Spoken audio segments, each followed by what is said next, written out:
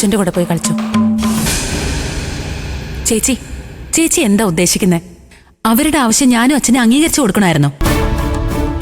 അവർക്കും ചില വാശികൾ കാണില്ലേ അനു? ആ സ്ത്രീ ഇവിടെ വന്ന് ഇന്ദ്രന്റെ ഷോപ്പിന് 50 ലക്ഷം രൂപ തരാന്ന് പറഞ്ഞപ്പോ അച്ഛനത് പാടെ തള്ളിക്കളയാൻ പാടില്ലായിരുന്നു. അതുകൊണ്ടല്ലേ അവർക്കൊരവസരം കിട്ടിയപ്പോ ആ സ്ത്രീ നിറഞ്ഞാടുന്നത്. എന്റെ അമ്പിളി, 50 ലക്ഷം കേട്ടപ്പോ നീ അതിൽ വീണു പോയെന്നല്ലേ ഉള്ളൂ. സുശീലയുടെ കയ്യിലെ ആയുധം അപ്പോഴും മഞ്ചാടിമോളായിരുന്നു. ഒരു പൈസ പോലും മുതൽ മുടക്കാതെ ആ ഷോപ്പ് തിരിച്ചു പിടിക്കാനാവോന്നറിയാനാ പിന്നീട് ആ സ്ത്രീ അനുപമയെ സമീപിച്ചതും ഇന്ന് വീണ്ടും ഈ വീട്ടിലേക്ക് കയറി വന്നതും. അവർ 50 ലക്ഷം എന്ന് പറഞ്ഞപ്പോ ഞാനതിൽ വീണു പോയതാണെന്ന് അച്ഛൻ പറഞ്ഞ എന്താ? എനിക്ക് കാശിനോട് അത്രയ്ക്ക് ആർത്തിയാണോ? അല്ലെങ്കിൽ തന്നെ അവര് കടയ്ക്ക് കാശ് മുടക്കിയ അത് എനിക്കാണോ കിട്ടാൻ പോകുന്നത്? അത് അനുഭവിക്കല്ലേ?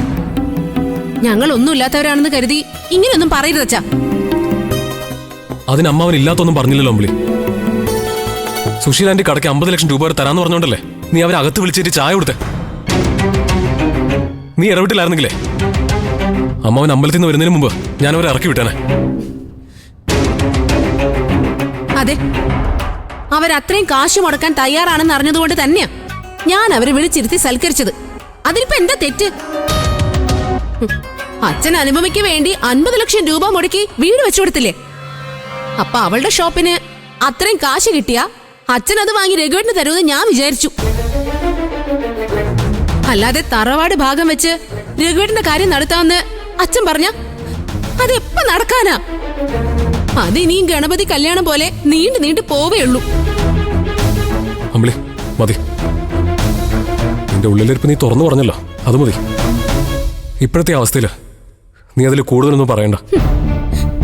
പറഞ്ഞിട്ടും കാര്യമൊന്നുമില്ലെന്ന് എനിക്കറിയാം രഘുവേട്ട. എന്നെ പറയാത്തതിന്റെ പേരില് ആരും നമ്മളെ മറന്നു പോരുതെന്ന് മാത്രമേ ഉള്ളൂ.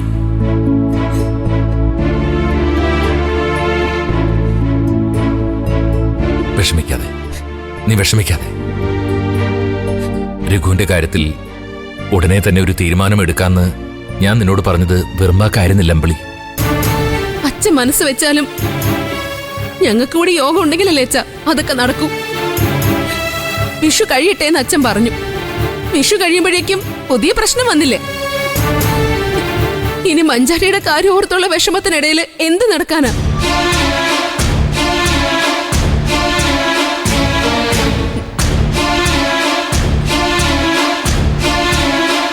ഞങ്ങൾക്കൊന്നും കിട്ടിയില്ലെങ്കിലും വേണ്ടച്ച.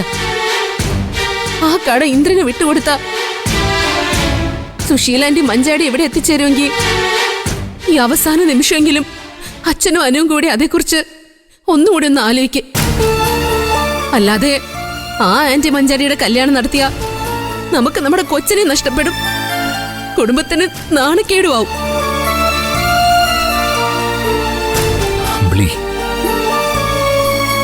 അത് തന്നെ മോളെ നടക്കാൻ പോകുന്നത്. അതും ഈ നാട്ടിൽ വെച്ച്, നമ്മുടെ അമ്പലത്തിൽ വെച്ചാ സുശീല താലികെട്ട് നടത്താൻ പോകുന്നത്.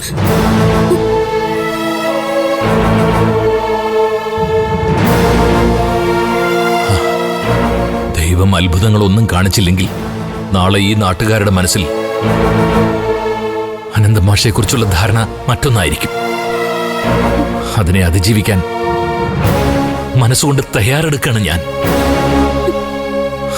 അതുകൊണ്ട് നാളത്തെ ദിവസം ഒന്ന് കഴിഞ്ഞു കിട്ടുന്നത് വരെ വേറൊന്നും പറഞ്ഞ് അച്ഛന്റെ മനസ്സ് നിങ്ങൾ വിഷമിപ്പിക്കില്ലേ മക്കളെ?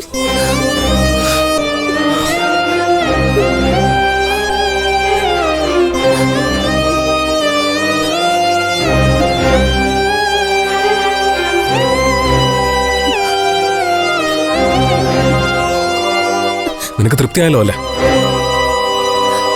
അവൾക്ക് കണക്ക് പറയാൻ കണ്ടൊരു സമയം. പോട്ടെ രഘുവേട്ട, സാരമില്ല. ചേച്ചി എന്ത് പറഞ്ഞാലും അച്ഛനത് മനസ്സിലാക്കാൻ പറ്റും. ചേച്ചി ഇനിയൊന്ന് സൂക്ഷിച്ചാ മതി. ഈ പ്രതിസന്ധിയിൽ നിന്ന് അച്ഛനെ രക്ഷിക്കേണ്ടത് നമ്മളല്ലേ? നാളെ എന്ത് സംഭവിച്ചാലും അത് നേരിടാനുള്ള കരുത്തും ധൈര്യവും നമ്മൾ വേണം അച്ഛന് കൊടുക്കാൻ. ശരിയല്ലേ ചേച്ചി? അച്ഛൻ ഒരു കുഴപ്പവും വരില്ലനു. നമുക്ക് പ്രാർത്ഥിക്കാം നമ്മുടെ അച്ഛന് വേണ്ടി.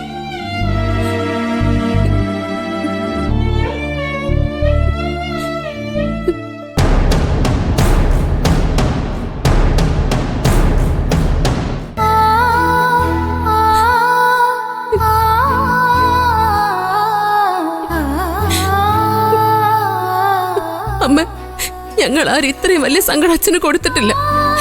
പക്ഷെ നമ്മുടെ മഞ്ചാടി മോള്, അവൾക്ക് നല്ല ബുദ്ധി തോന്നിക്കണേ അമ്മേ.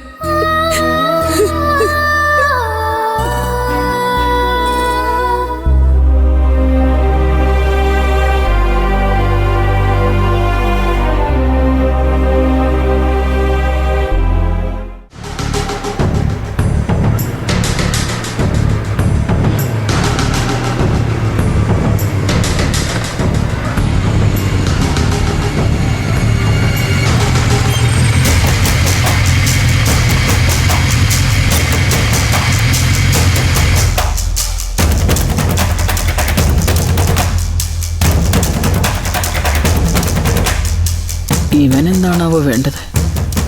സമയമില്ലാത്തപ്പോ ഇവൻ കയറി വഴി മുടക്കുവോ? അല്ല, സുശീലാന്റി എന്താ ഈ അല്ല, വഴിക്ക്? ഞാൻ ബസ് ഇറങ്ങി ഹർഷയുടെ വീട്ടിലേക്ക് പോവാ. അവിടുന്ന് ഓട്ടോ ഒന്നും കിട്ടിയില്ല. ഞാൻ ആന്റി ഒന്ന് കാണാതിരിക്കുമായിരുന്നു. അപ്പോഴാ പ്രതീക്ഷിക്കാതെ മുന്നിൽ വന്ന് പെട്ടത്. മോനെ ഗോകുലെ, ഞാൻ ഇന്ന് വീട്ടിൽ വന്നതിനെ കുറിച്ച് സംസാരിക്കാനാണെങ്കിൽ എനിക്കിപ്പോ അതിനൊട്ടും സമയമില്ല. നമുക്കത് വേറൊരു ദിവസം ചർച്ച ചെയ്യാം. ഇപ്പോ ഞാൻ വേറൊരു തിരക്കിലാ.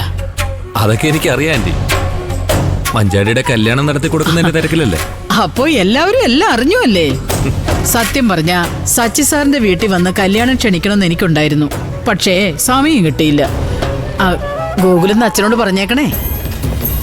അച്ഛനും കാര്യങ്ങളൊക്കെ അറിയാം ആന്റി. ഓ, കല്യാണത്തിന് എന്തായാലും ഞങ്ങളാരും വരില്ല. അത് ബുദ്ധിമുട്ടാവും. അതും ശരിയാ. നിനക്ക് വേണ്ടി പറഞ്ഞു വെച്ച പെണ്ണായിരുന്നല്ലോ മഞ്ചാടി. അവളിപ്പം വേറൊരുത്തൻ്റെ കൂടെ ഒളിച്ചോടി പോയത് നിങ്ങൾക്കൊരു ക്ഷീണം തന്നെയാ.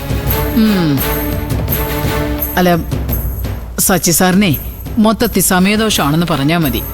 മകളുടെ കാര്യം അങ്ങനെ, മകന്റെ കാര്യം ഇങ്ങനെ.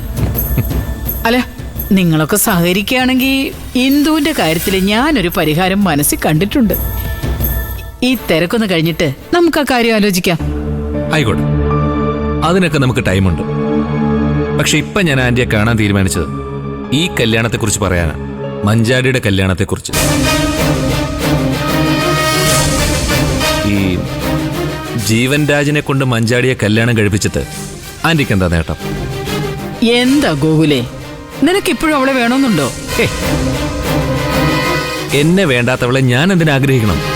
പിന്നെന്താ, മഞ്ചാടി ജീവൻ രാജ് കല്യാണം കഴിക്കുന്നതിൽ നിനക്കൊരു താല്പര്യക്കുറവ്?